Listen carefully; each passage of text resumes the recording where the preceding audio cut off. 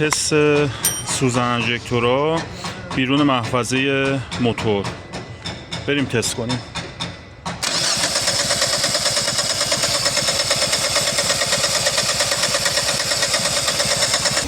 کوئل تعویض شد. اینم کار کردن نرم موتور.